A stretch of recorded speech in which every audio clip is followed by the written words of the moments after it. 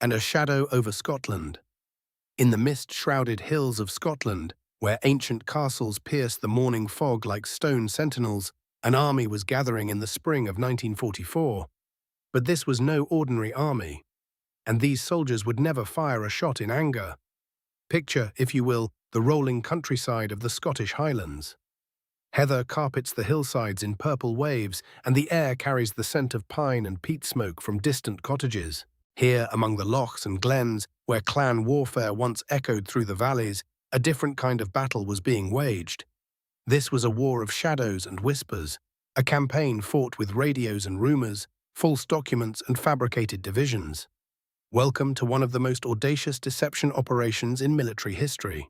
A story where phantom armies marched across imaginary battlefields, where generals commanded troops that existed only on paper, and where the fate of the free world hung on humanity's oldest weapon. The lie told so convincingly that even the liar begins to believe it. The year 1944 found Europe locked in the grip of total war.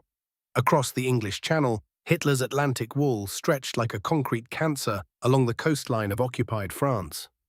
Millions of tons of steel and concrete, thousands of artillery pieces, and the better part of 50 German divisions stood ready to repel any Allied invasion attempt. The Wehrmacht's commanders knew the assault was coming. They simply didn't know where, and that uncertainty would become their undoing. In the quiet Scottish town of Dundee, Colonel David Strangeways studied a map spread across his desk. The lamplight cast long shadows across the paper, illuminating coastlines and marking potential landing sites along the Norwegian fjords.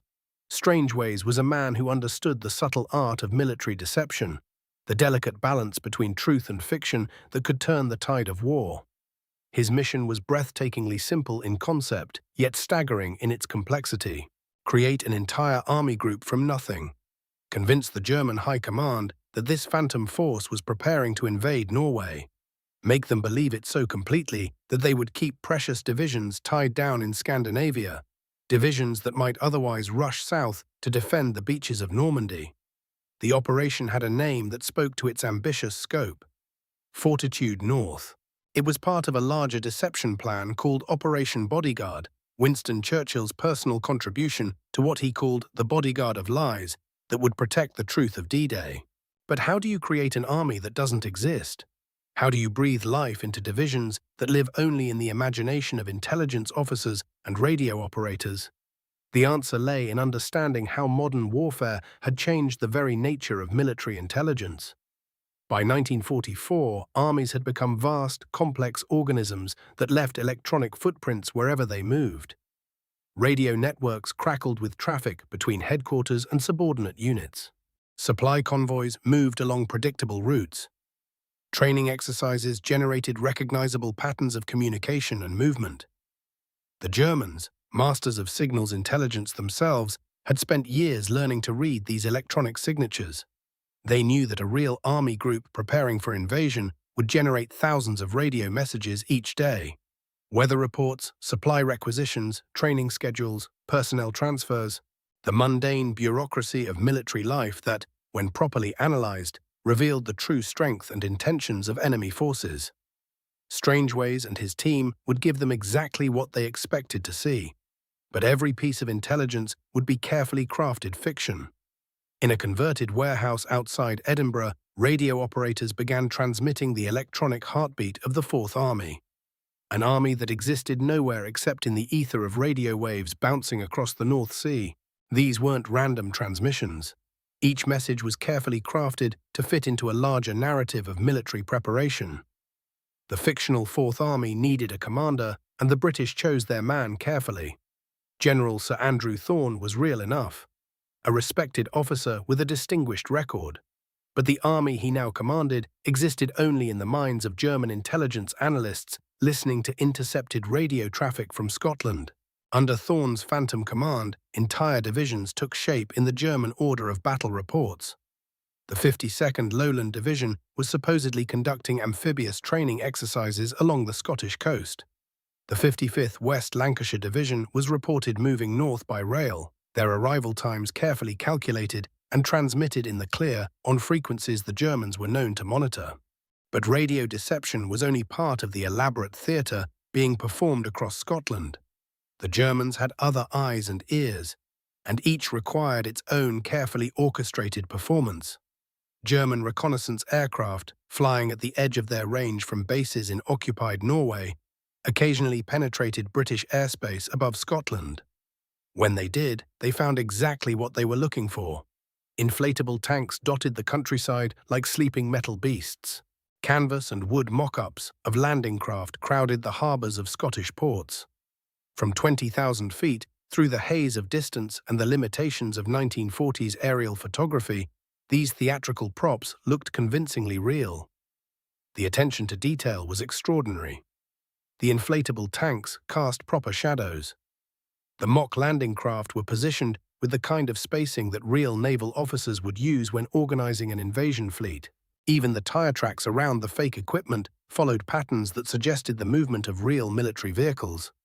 Meanwhile, in the pubs and tea shops of Scottish towns, a different kind of deception was taking place.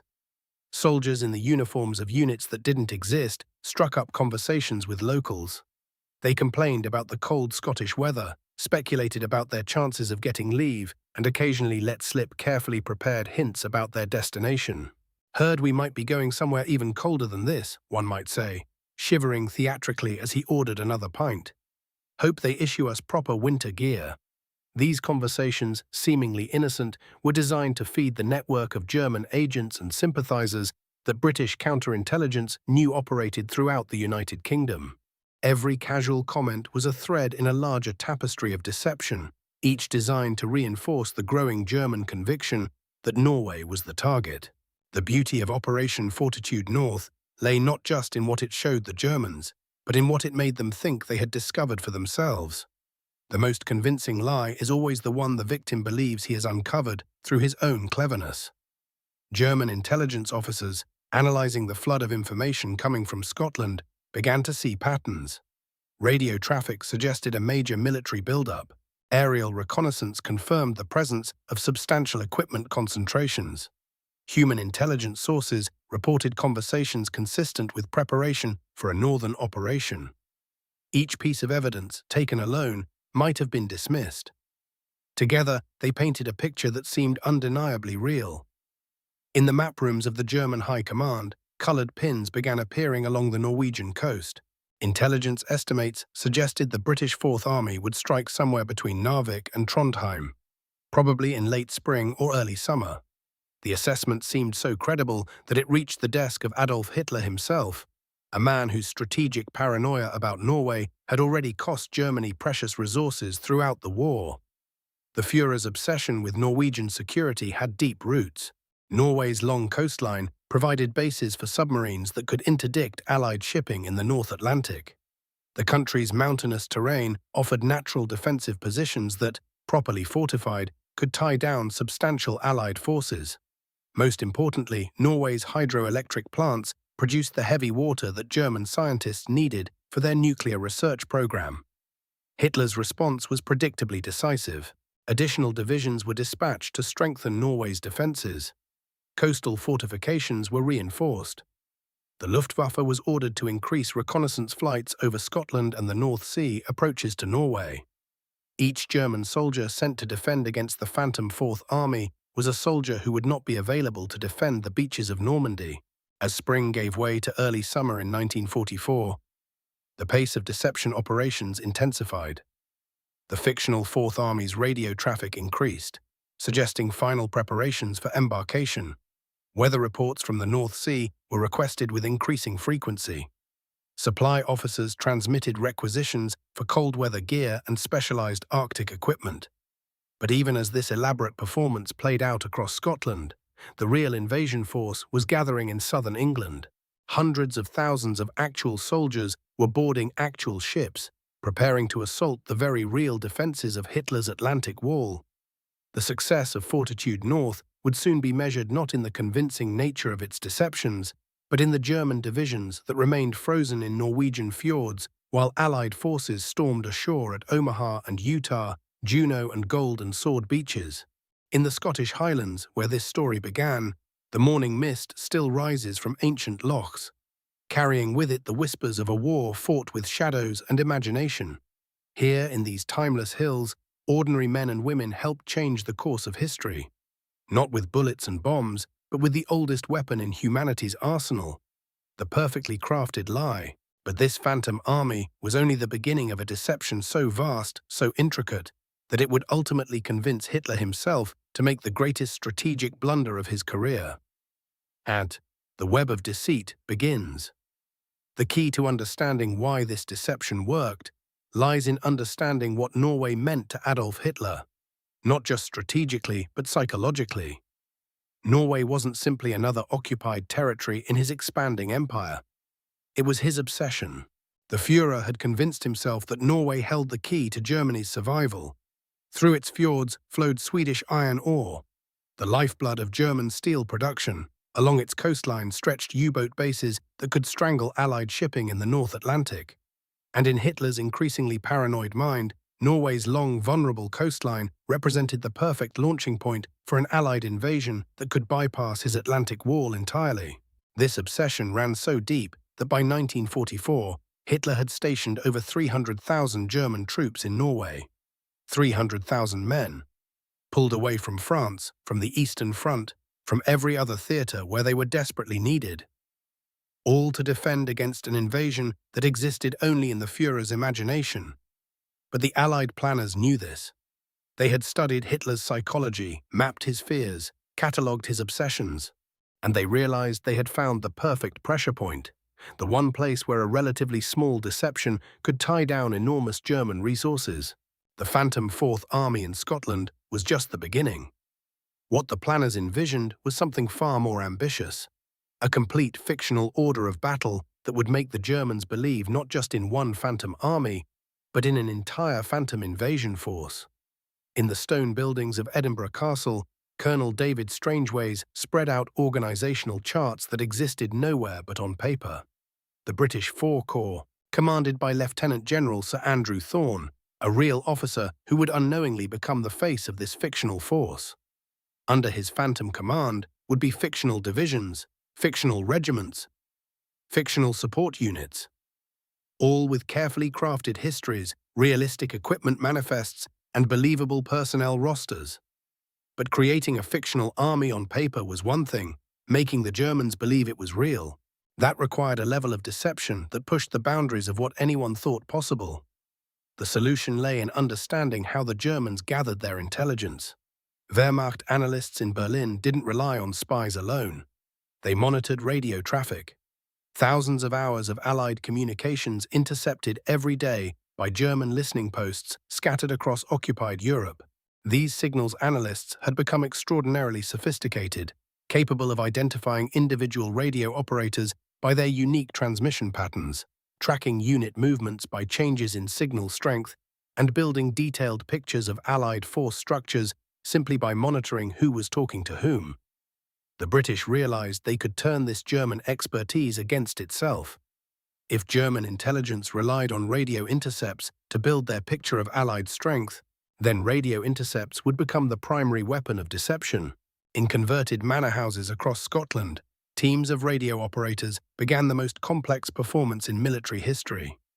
Each operator was assigned not just a call sign, but an entire fictional identity. They studied the radio procedures of real units, learned the speech patterns and technical vocabulary of different types of formations, and practiced until they could convincingly portray tank commanders, artillery observers, supply officers, and reconnaissance teams. But this wasn't random chatter. Every transmission was scripted, part of an elaborate narrative that would unfold over months. The Phantom Four Corps needed to feel real to German listeners, which meant it needed to behave like a real military formation. Real units complained about equipment shortages, requested spare parts, coordinated training exercises, and dealt with the endless administrative details that consume any army. So the fictional signals included requests for winter clothing, thousands of sets of Arctic gear that would be essential for fighting in Norway's harsh climate, maintenance reports on specialized equipment, cold weather modifications for vehicles, requests for anti-freeze, complaints about heating systems in temporary barracks, medical preparations, requests for supplies to treat frostbite, altitude sickness. and other conditions that would affect troops operating in Scandinavian conditions. The level of detail was extraordinary. Fictional quartermasters argued with fictional supply officers about delivery schedules. Fictional training officers requested ranges for mountain warfare exercises. Fictional intelligence officers asked for maps of Norwegian fjords and reports on German coastal defenses. Each transmission was carefully timed and positioned. Radio operators moved regularly between different locations, simulating the movement of units around Scotland. Signal strength was adjusted to suggest formations moving closer to or farther from German listening posts. Even the frequency of transmissions followed realistic patterns. More activity during normal working hours, reduced traffic at night, increased communications during simulated exercises. But the deception went far beyond radio signals.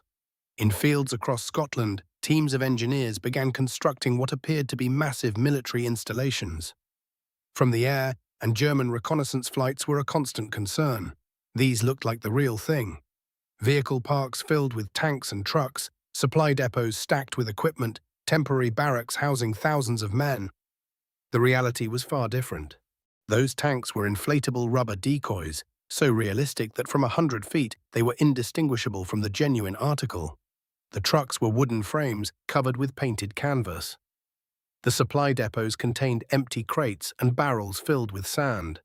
The barracks were empty shells designed to show the right heat signatures to German infrared photography. Teams of specialists studied German reconnaissance techniques, learning exactly what enemy analysts would be looking for in aerial photographs.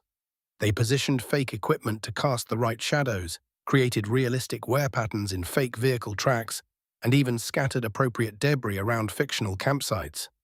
The attention to detail bordered on the obsessive. Laundry lines appeared near barracks because real soldiers would hang their washing out to dry. Smoke rose from kitchen areas at mealtimes because real units would be cooking for their men. Vehicle tracks showed the right patterns of use. Heavy wear near supply areas, lighter traffic around administrative buildings. Meanwhile, in London, another layer of the deception was taking shape. The First Allied Airborne Army, a real formation that would play a crucial role in the actual D-Day landings, was being given a fictional twin. On paper, this phantom airborne force was preparing for the largest paratrooper operation in military history, the seizure of Norwegian airfields that would open the way for the seaborne invasion. The fictional planning for this operation was incredibly detailed. Real airfields in Scotland were designated as training bases for the phantom paratroopers. Fictional flight schedules showed transport aircraft practicing formation flying and drop procedures. Fake requisitions called for specialized equipment. Cold weather parachutes, Arctic survival gear, Norwegian language guides, maps of drop zones around Oslo and Bergen. Intelligence reports, carefully crafted to fall into German hands, suggested that Allied planners were studying every detail of Norwegian geography. Fictional reconnaissance missions gathered information about German defensive positions. Fake weather reports analyzed wind patterns over potential drop zones. Mock training exercises practiced the coordination between airborne and seaborne forces. The psychological impact on German planners was exactly what the Allies hoped for. Wehrmacht intelligence analysts, monitoring this flood of seemingly authentic information, began to build a picture of an invasion force that looked not just possible, but probable. The details were too consistent, too realistic, too complete to be fabrication. But perhaps the most sophisticated element of the deception was the creation of fictional personalities. Individual officers and soldiers who existed only in the imagination of their creators, but who seemed utterly real to German intelligence. These phantom individuals had complete service records, realistic career progressions, and believable personal histories. They wrote letters that were intercepted by German agents, letters that mentioned training exercises, complained about Scottish weather, and speculated about upcoming operations. They made telephone calls that German listening posts recorded, calls that revealed military gossip, unit movements, and operational preparations. Some of these fictional characters became so well developed that their creators began to think of them as real people. Radio operators would spend months portraying the same fictional officer, learning his speech patterns, his professional concerns, his personal quirks. They studied his fictional service record until they could recite his career history from memory. They developed relationships with other fictional characters, creating networks of phantom personalities that interacted in completely believable ways. The Germans, monitoring these interactions, began to build detailed files on officers who existed only in the imagination of British deception planners.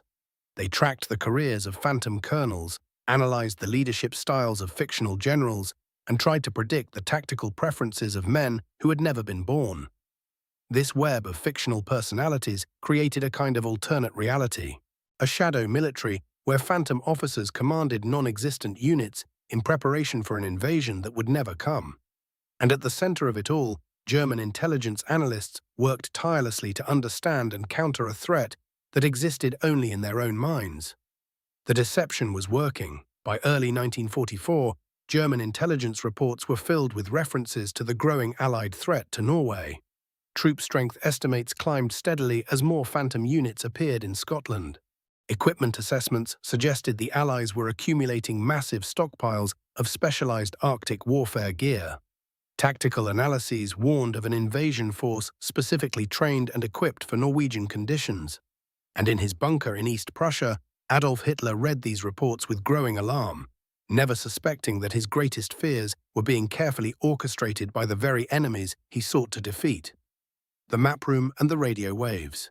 The orchestration of this grand deception required a nerve center, a place where the threads of illusion could be woven together with mathematical precision. That center lay not in the windswept hills of Scotland, but in the heart of London itself, in a series of interconnected rooms beneath the War Office where Britain's most creative military minds gathered each morning to craft their daily fiction. Room 75 in the basement of the War Office had become something of a legend among those few who knew of its existence. Here, behind doors marked only with innocuous numbers, sat the London Controlling Section, the brain trust of Allied deception operations.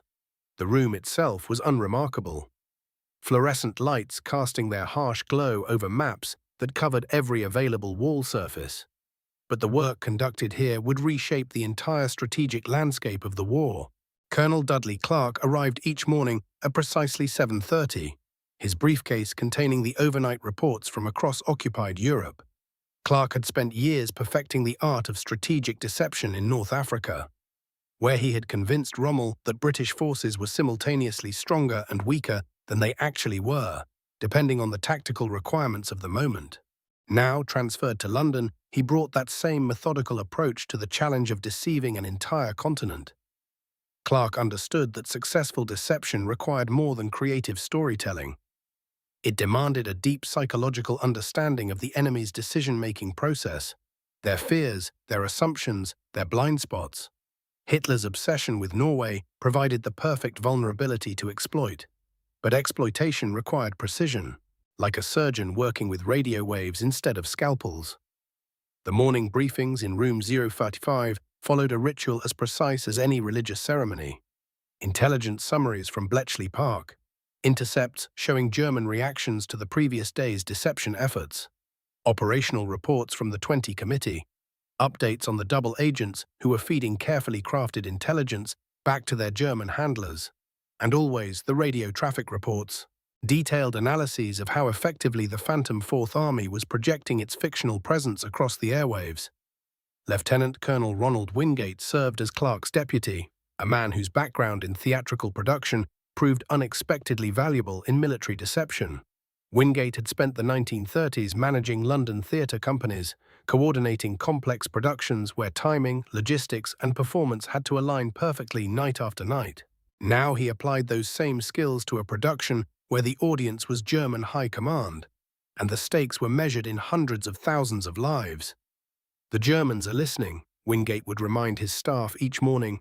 Every transmission we make, every piece of intelligence we leak, every seemingly casual conversation our double agents report, it all becomes part of their strategic picture. We're not just telling them a story. We're helping them tell themselves a story they want to believe.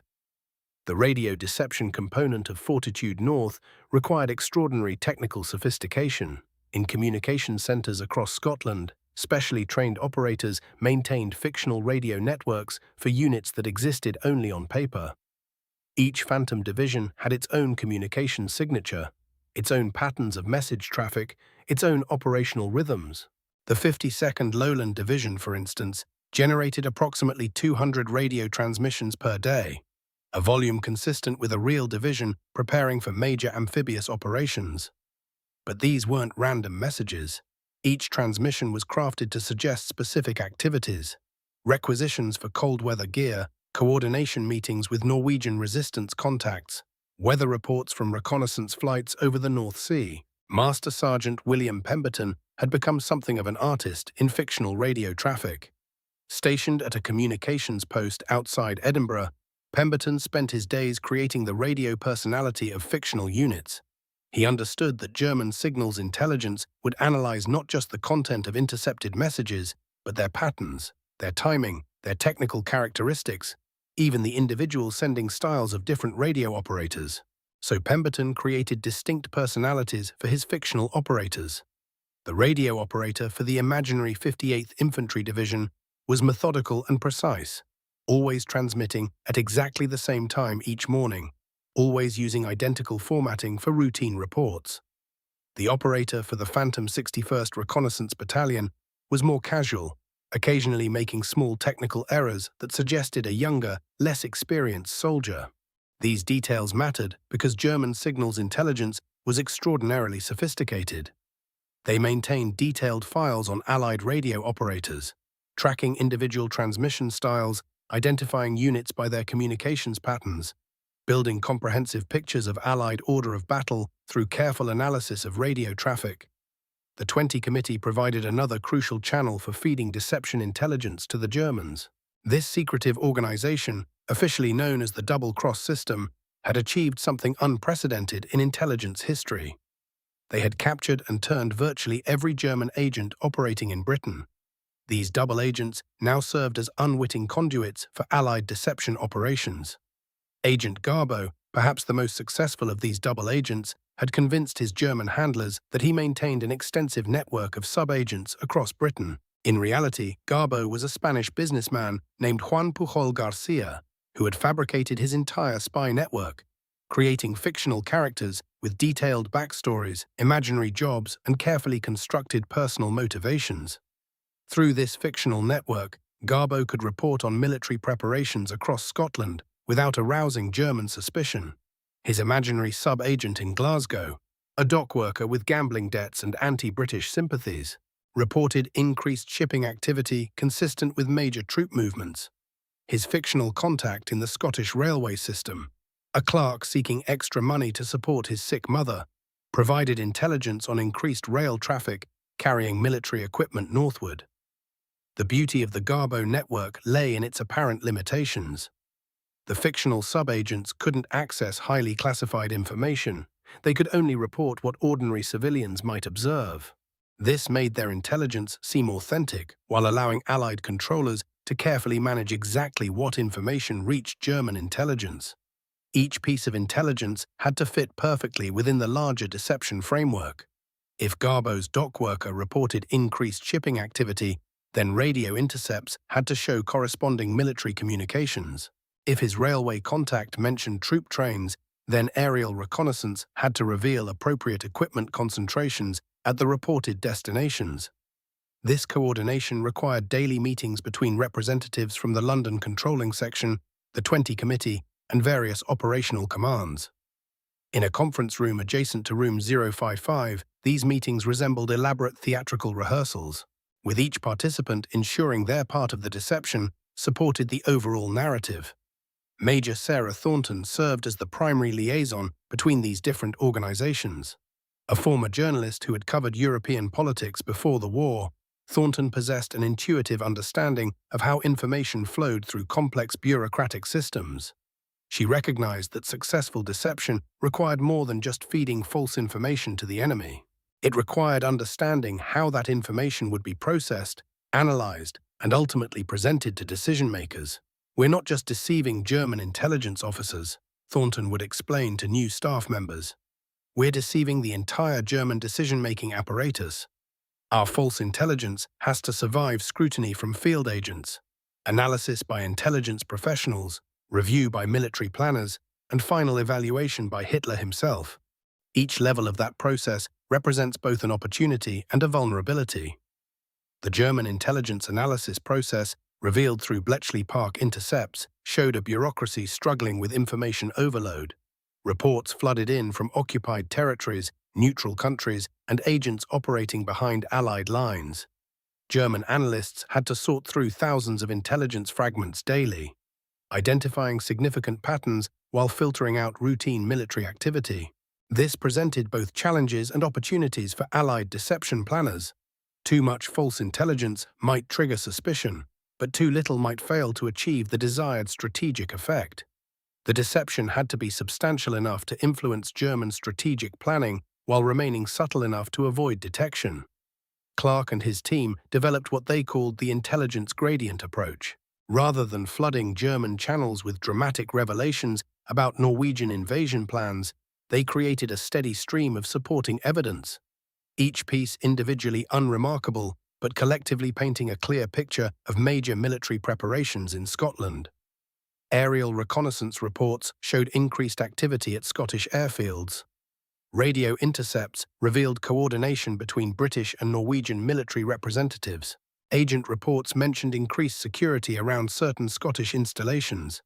Shipping intelligence indicated unusual cargo movements through Scottish ports. No single piece of evidence proved that the Allies were planning to invade Norway.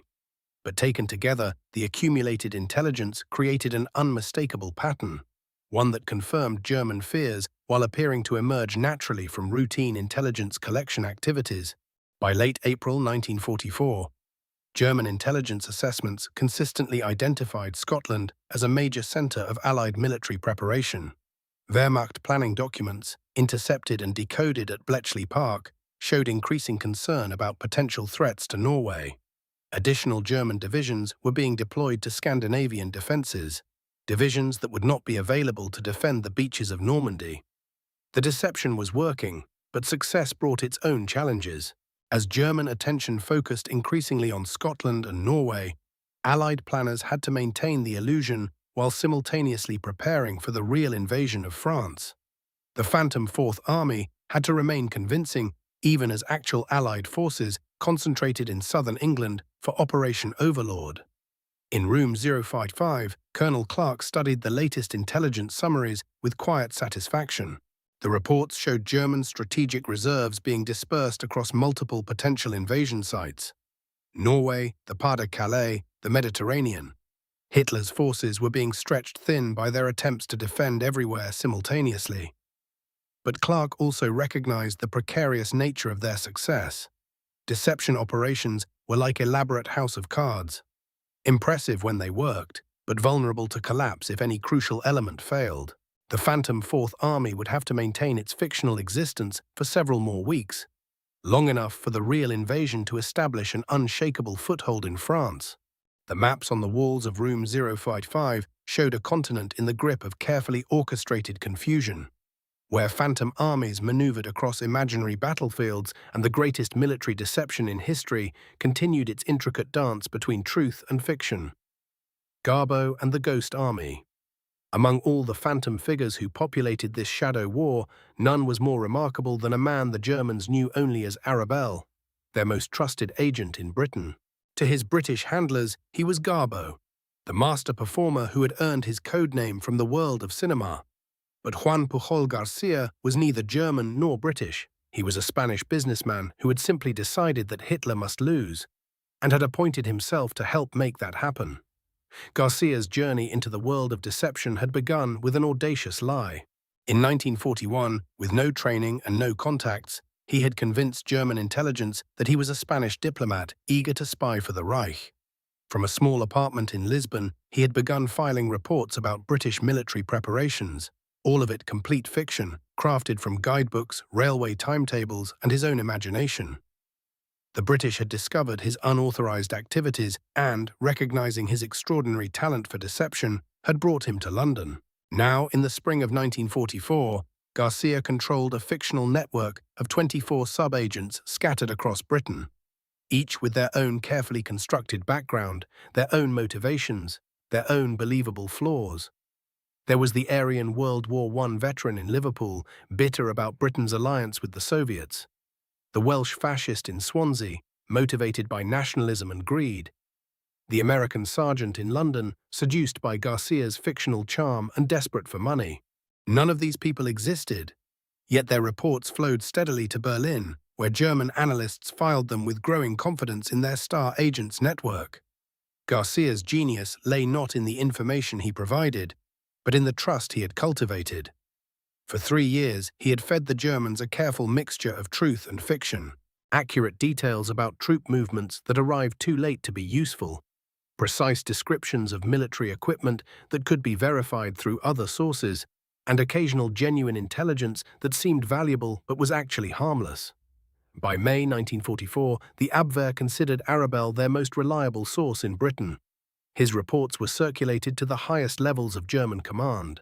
When Garcia described military preparations, Wehrmacht planners adjusted their assessments accordingly. The phantom agent had become more influential than many real generals. And now, as the deception entered its most critical phase, Garcia was reporting something that would make German intelligence officers lean forward in their chairs with excitement. The Fourth Army in Scotland, he explained in his carefully coded transmissions, was merely the northern component of a much larger deception. The real invasion force, the one that would deliver the knockout blow to Hitler's Atlantic Wall, was assembling in southeastern England under the command of America's most aggressive general. George S. Patton had arrived in Britain with his reputation preceding him. The Germans knew him as the conqueror of Sicily, the armored spearhead that had driven across North Africa. If the Americans were planning their main assault on Hitler's Europe, logic suggested they would place their finest offensive commander at its head. What German intelligence didn't know was that Patton's assignment to southeastern England was itself part of the deception. The First United States Army Group, FUSEG, existed primarily on paper and in the reports of double agents. But Garcia's fictional network was providing German analysts with a steady stream of evidence that Patton was building the largest invasion force in military history just across the Dover Strait from Calais. The beauty of this deception lay in its logical foundation. Calais was indeed the shortest route to France, the most obvious target for any cross-channel invasion. German coastal fortifications were strongest there, but German commanders reasoned that the Allies would accept higher casualties in exchange for shorter supply lines and faster reinforcement. Garcia's sub-agents began reporting increased activity throughout Kent and Essex. The Welsh nationalist described American armoured divisions moving south through his area. The Liverpool veteran reported Canadian units boarding trains bound for the southeast. The American sergeant provided details about new insignia he claimed to have seen in London pubs, unit patches from divisions that existed only in the imagination of Allied deception planners. But Garcia's reports were only part of a much larger theatrical production. Across the abandoned airfields of East Anglia, British technicians were creating the most elaborate stage sets in military history. From the air, RAF Bradwell looked like a bustling fighter base. Neat rows of Spitfires sat on the hardstand, their wings glinting in the afternoon sun. Ground crews moved between them with the purposeful efficiency of men preparing for combat. Fuel trucks traced familiar patterns across the tarmac. Yet anyone who approached within a few hundred yards would have discovered that the Spitfires were constructed from canvas and plywood. The ground crews were local volunteers following carefully choreographed routines. The fuel trucks carried water, not aviation gasoline. The entire base was a masterpiece of theatrical illusion, designed to convince German reconnaissance aircraft that Britain's air strength was concentrated in the southeast, ready to support Patton's fictional assault on Calais. Similar scenes played out across dozens of airfields. At former training bases and abandoned strips, teams of set designers and engineers erected what they called dressing, the visual details that would sell the deception to German photo interpreters.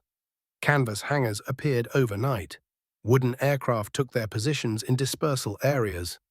Even the bomb craters were carefully arranged, fresh enough to suggest recent enemy action, but not so extensive as to indicate the base was out of operation. The ground installations were even more impressive. In the fields of Kent, dummy landing craft appeared along the coastline. their shapes carefully calculated to match the silhouettes German intelligence expected to see. These were not crude decoys, but precision-engineered replicas that would photograph convincingly from reconnaissance aircraft flying at 20,000 feet. The dummy tanks were perhaps the most sophisticated elements of this phantom army. Constructed from inflatable rubber and supported by lightweight frameworks, a single team could erect what appeared to be an entire armored battalion in a matter of hours. From the air, German photographers would see the characteristic shapes of Sherman tanks, arranged in the dispersal patterns that Allied doctrine prescribed for units preparing for combat. But the deception went deeper than visual mimicry. Each dummy installation generated the electronic signatures that German intelligence had learned to recognize. Radio operators transmitted the routine traffic of military units, weather reports, maintenance schedules, personnel transfers. The Phantom divisions maintained their own communications networks, their signals carefully crafted to suggest the presence of thousands of men and hundreds of vehicles. Heat sources were positioned to create the infrared signatures that German night reconnaissance might detect. Laundry lines appeared near dummy barracks, worn paths developed between installations created by teams dragging equipment to simulate the foot traffic of busy military camps. The coordination required was staggering. Every element had to support the others. Garcia's intelligence reports had to align with what German reconnaissance would photograph, which had to match the electronic signatures their listening posts would intercept, which had to correspond with the visual evidence their agents might observe. In the quiet hours before dawn, when the dummy installations stood silent in the English countryside, they represented something unprecedented in military history. Not just deception, but the creation of an alternate reality. A fictional world so detailed and consistent that it was reshaping German strategic planning hundreds of miles away. The Phantom Army was becoming more real to German intelligence than many actual Allied units, and the invasion of Europe hung in the balance of this extraordinary masquerade. D-Day and the aftermath of deception. As dawn broke over the English Channel on June 6, 1944, the greatest deception in military history faced its ultimate test. While thousands of Allied soldiers stormed the beaches of Normandy, the phantom armies of Scotland continued their silent, invisible work. The real invasion had begun, but the fictional one could not end. Not yet. In the bunkers beneath the Atlantic Wall, German officers received their first fragmentary reports of the landings. Paratroopers dropping inland, naval bombardments along the Norman coast, landing craft approaching the beaches. But in the minds of German high command, conditioned by months of carefully crafted deception, a single question dominated all others. Was this the real invasion, or merely a feint? Colonel Alexis von Roen, head of German military intelligence's Foreign Armies West Section, studied the incoming reports with practiced skepticism. His files, thick with intercepted radio transmissions and agent reports, painted a clear picture. The Fourth Army in Scotland remained active, their radio networks humming with preparation. Patton's First Army Group in southeastern England showed no signs of movement. The Norwegian invasion force appeared intact. "Gentlemen," von Roen addressed his staff that morning, "we must not allow ourselves to be deceived by what may be a diversionary attack."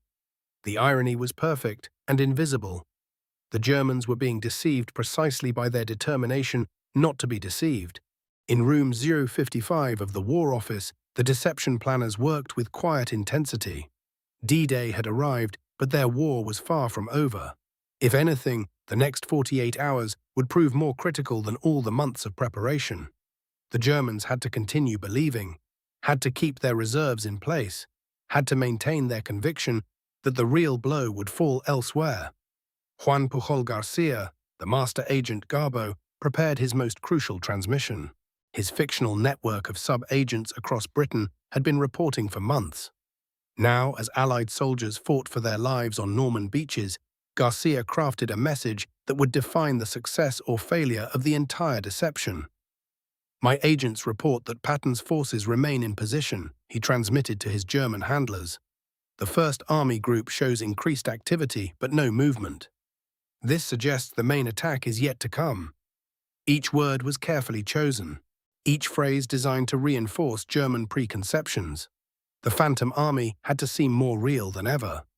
The psychological dimension of this moment cannot be overstated. German commanders, trained to think strategically, found themselves trapped by their own analytical abilities. Every piece of evidence they had carefully gathered, every intelligence report they had meticulously analyzed, every logical deduction they had drawn, all of it supported the same conclusion. Normandy was a feint. The real invasion would come at Pas de Calais. In Scotland, the radio operators of the fictional Fourth Army maintained their elaborate charade.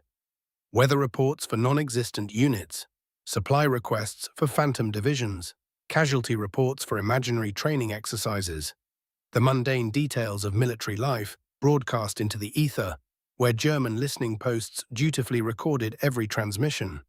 Major David Strangeways, overseeing the Northern Deception, understood that success now measured itself in hours.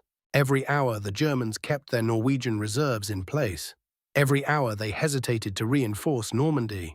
Every hour they remained convinced of threats that existed only in radio waves and carefully planted documents.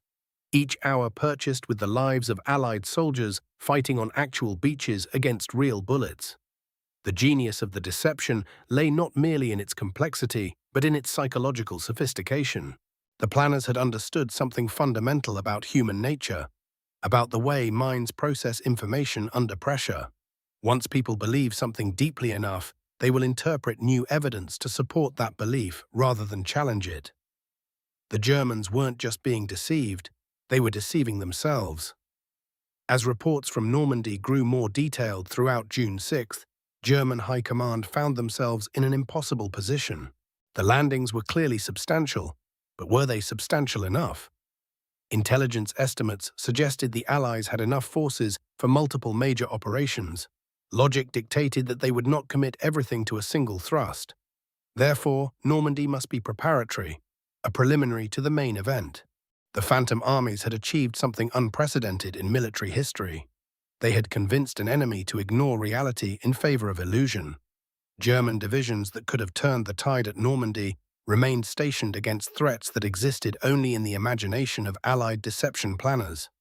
By evening of June 6th, as Allied forces consolidated their precarious footholds on Norman soil, the true measure of success became clear. 15 German divisions remained in the Pas de Calais area, waiting for Patton's non-existent army group. 7 divisions stayed in Norway, guarding against the Phantom Fourth Army's fictional invasion. Reserves that could have crushed the actual landings remained positioned against imaginary threats. In the quiet hours after midnight, as D-Day became D+1, the deception teams allowed themselves a moment of cautious satisfaction, but only a moment. The illusion had to be maintained. The Phantom armies had to remain convincing. The fictional threats had to seem real for days and weeks to come. The radio operators continued their transmissions. The double agents maintained their networks. The dummy installations remained in place. Because the greatest deception in history was not a single trick, but a sustained alternate reality that had to outlive the very invasion it was designed to protect. As dawn approached on June 7th, German intelligence officers pored over their maps and reports, still searching for signs of the real invasion. They had been conditioned to see patterns that weren't there, to believe in armies that existed only in radio frequencies and imagination. The Phantom forces had become more convincing than reality itself. The soldiers fighting in Normandy would never know how many lives were saved by transmissions they never heard, by fictional units they never served in, by deceptions so complete that the enemy chose to believe comfortable lies rather than uncomfortable truths. The invisible war had achieved its purpose, creating space and time for the visible war to succeed. In the months that followed, historians would debate the factors that made D-Day successful. But in those crucial first days, as Allied forces established their foothold in Nazi-occupied Europe, the Phantom armies of Scotland and southeastern England continued their silent vigil, maintaining the greatest deception ever conceived, ensuring that reality could triumph over the very illusions that had made that reality possible. The masquerade would continue for weeks more, but its greatest victory had already been won in those first critical hours when German reserves remained frozen in place, waiting for invasions that would never come, from armies that had never existed, in a war fought as much with imagination as with steel. The illusion fades. By mid-July, as Allied forces pushed deeper into Normandy, the careful architects of deception faced a delicate challenge. How long could phantom armies maintain their credibility when reality itself was reshaping the strategic landscape? The Fourth Army's fictional preparations for Norway, once so urgent and convincing, began to feel increasingly implausible with each passing week. In the radio huts scattered across Scotland, operators continued their elaborate performances. Call signs still crackled across the airwaves, unit reports still flowed according to carefully scripted schedules, but the tone was shifting. Where once there had been urgency, now there was deliberate ambiguity. The phantom divisions weren't being stood down, they were being held in strategic reserve, awaiting developments that might never require their fictional deployment. German intelligence analysts in Berlin, those same methodical minds who had so carefully catalogued every intercepted transmission, now found themselves wrestling with contradictions. The Norwegian invasion force remained intact, yet the strategic moment seemed to be passing. Allied success in Normandy suggested a commitment to the French campaign, but the Scottish formations showed no signs of redeployment southward. Colonel David Strangeways, watching the intelligence summaries from his London office, recognized the subtle art required for this phase of the operation. The deception couldn't simply vanish. That would reveal its artificial nature retroactively. Instead, it had to fade like morning mist, gradually becoming less relevant rather than suddenly impossible. Weather reports to the Phantom Fourth Army began emphasizing challenging conditions in northern waters. Training exercises were described as being postponed, then rescheduled, then postponed again. The inflatable Sherman tanks that had stood sentinel in Scottish fields, their rubber forms weathered by weeks of Highland rain, began their own quiet retreat. Not all at once, that would have been too obvious to German reconnaissance flights. Instead, maintenance schedules were cited. Units were described as rotating to indoor facilities for equipment overhauls. The great stage set of Operation Fortitude North was being struck, one prop at a time, with the same meticulous attention to detail that had constructed it. Juan Pujol Garcia, the master performer whose fictional network had sold the deception so convincingly, now faced the challenge of managing expectations. His imaginary agents in Scotland began reporting subtle changes in mood among their supposed military contacts. Conversations overheard in pubs suggested that the Norwegian operation was being reassessed. Nothing definitive, nothing that would compromise operational security, just the kind of gradual shift in atmosphere that real intelligence networks would naturally detect. The beauty of this phase lay in its psychological sophistication. The German High Command wasn't being told that their intelligence had been wrong. They were being allowed to reach that conclusion themselves. As summer progressed and no Norwegian invasion materialized, the phantom threat would simply become less threatening, a strategic option that circumstances had rendered unnecessary, rather than a deception that had never been real. In the Führerbunker, where Hitler's obsession with Norway had made the deception possible, new priorities were demanding attention. The Eastern Front was collapsing. Italy was in chaos, and now Normandy was proving far more serious than initially assessed. The Scandinavian fortresses that had consumed so much German attention, so many divisions held in reserve, began to seem like expensive insurance policies against threats that might never materialize. But this was precisely what the deception planners had hoped for. Not a dramatic revelation of German foolishness, but a gradual reallocation of enemy resources based on changing strategic realities. The Phantom Fourth Army hadn't needed to invade Norway. It had only needed to prevent German reinforcements from reaching Normandy during those critical first weeks. In that mission, it had succeeded beyond all expectations. The radio operators in their Scottish huts, men who had spent months perfecting the fictional personalities of units that existed only in electromagnetic spectrum, began to feel a strange melancholy. They had created something unprecedented, an entire army that lived only in the imagination, yet had influenced the course of history as surely as any flesh and blood formation. Their phantom divisions had held German reserves in place, had shaped enemy strategic planning, had contributed to Allied victory through pure theater. As August arrived, the last of the inflatable equipment was quietly packed away. The radio traffic from the Fourth Army became increasingly routine, administrative rather than operational. Weather reports, supply requisitions, personnel transfers, the mundane business of a military formation that was no longer preparing for immediate action. German intercept stations continued to monitor these transmissions, but with decreasing urgency. The Great Deception was ending not with revelation, but with irrelevance. The Norwegian threat was fading not because it had been exposed as false, but because the strategic moment had passed. This was perhaps the most sophisticated aspect of the entire operation, the recognition that the best deceptions don't shatter dramatically. They simply become unnecessary.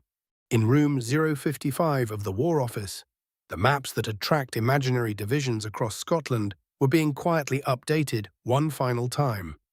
Red pins marking phantom positions were removed, not all at once, but gradually, as units were described as rotating back to England for rest and refit. The great game was ending, but it was ending on the Allies' terms. Colonel Clark, surveying the intelligence summaries that showed German attention finally shifting away from Norway, allowed himself a moment of quiet satisfaction. The Fourth Army had never fired a shot, never landed on a hostile shore, never engaged the enemy in conventional battle. Yet it had achieved something remarkable. It had won a campaign that existed entirely in the realm of perception and belief. The phantom soldiers who had marched only in radio waves. The fictional commanders who had existed only in intercepted communications. The imaginary preparations for an invasion that would never come. All of these had served their purpose. They had bought time, precious weeks when German reserves remained frozen in place, waiting for threats that materialized only in the enemy's imagination. As autumn approached, the last remnants of Operation Fortitude North faded into administrative routine. The Fourth Army became a headquarters unit, managing training facilities and coastal defenses. Its phantom divisions dissolved into the bureaucratic maze of military reorganization. German intelligence files would record this transition as a natural evolution, strategic priorities shifting in response to changing circumstances. The men who had created this masterpiece of deception, the radio operators and intelligence analysts, the double agents and logistics coordinators, began to return to more conventional duties. But they carried with them the knowledge that they had participated in something extraordinary. A campaign fought entirely with imagination, yet as decisive as any clash of armies. The Scottish Highlands returned to their ancient quiet. The radio huts fell silent. The phantom Fourth Army marched into history, having never existed, yet having changed everything. In the end, the greatest victory belonged not to the armies that fought, but to the imagination that made their victory possible, through the simple power of making the impossible seem inevitable, until reality itself bent to accommodate the dreams of those who dared to deceive on the grandest scale ever attempted. Had whispers of peace. The echoes of that grand deception rippled outward through the corridors of history, carrying with them lessons that would reshape how nations understood the very nature of warfare itself. In the months that followed D-Day's success, as Allied forces pressed deeper into occupied Europe, the phantom armies that had served their purpose so brilliantly began to dissolve like morning mist, leaving behind only the quiet satisfaction of a mission accomplished beyond all expectation. The men and women who had orchestrated this magnificent illusion found themselves witnesses to something unprecedented in human conflict. The realization that imagination, properly channeled and meticulously executed, could prove more powerful than divisions of tanks, more decisive than squadrons of bombers, more transformative than any weapon ever forged in the furnaces of war. They had discovered that the human mind, with its capacity for both belief and doubt, remained the ultimate battlefield, where victories could be won without a single shot being fired. In the Scottish Highlands, where the phantom Fourth Army had supposedly trained for its fictional assault on Norway, the real landscape began to reclaim its ancient tranquility. The radio operators packed away their transmission equipment.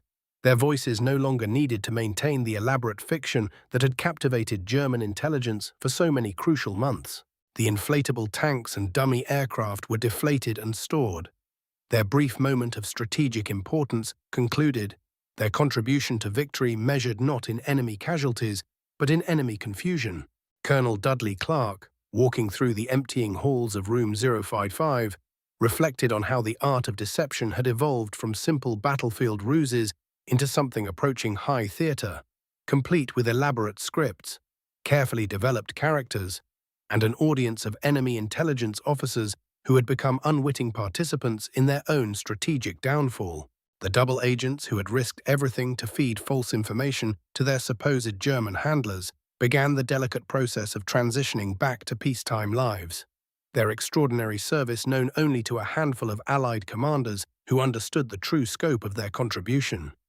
Juan Pujol Garcia, the master deceiver whose fictional spy network had become more trusted by German intelligence than their own reconnaissance, found himself contemplating the strange irony that his greatest achievement had been built entirely on lies told in service of a greater truth.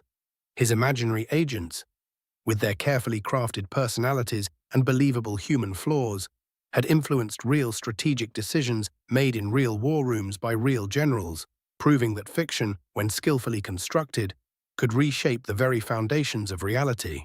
The psychological impact of these operations extended far beyond their immediate tactical success.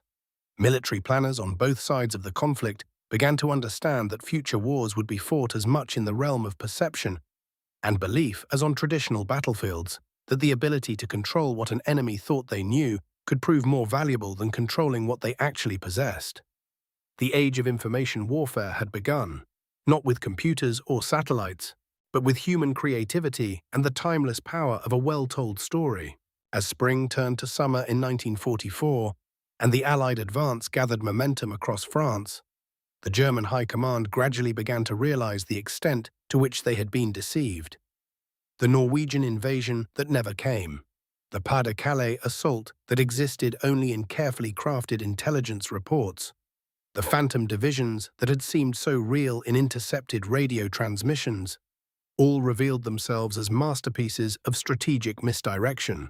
Yet even in their growing awareness of the deception, German officers could not help but admire the sheer audacity and sophistication of what had been accomplished against them. The success of these operations carried profound implications for how future conflicts might unfold. The realization that entire armies could be conjured from imagination, that enemy resources could be diverted through pure theater, that the most effective weapons might be those that existed only in the mind, fundamentally altered military thinking for generations to come.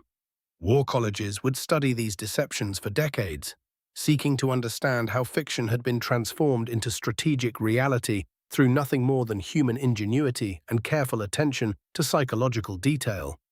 But perhaps the most remarkable aspect of these phantom armies was how they embodied humanity's capacity for creation even in the midst of destruction, while real battles raged across Europe, claiming countless lives and devastating entire cities. A small group of creative individuals had found a way to achieve strategic objectives through pure imagination, proving that the human mind, even in wartime, remained capable of solutions that transcended brute force and embraced the subtle arts of persuasion and misdirection. The veterans of these deception operations would carry their experiences forward into peacetime careers, many becoming pioneers in fields that had not yet been invented, advertising executives who understood the power of carefully crafted messages, intelligence analysts who could see beyond surface appearances to underlying patterns, diplomats who appreciated the delicate balance between truth and perception that governs international relations.